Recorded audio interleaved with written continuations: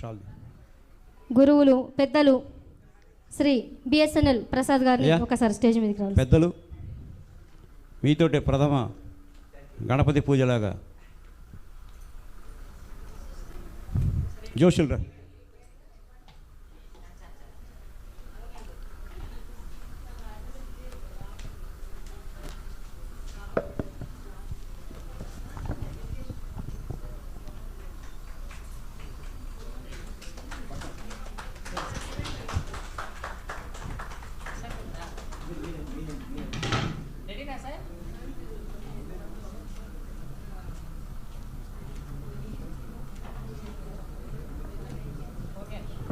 Thank you.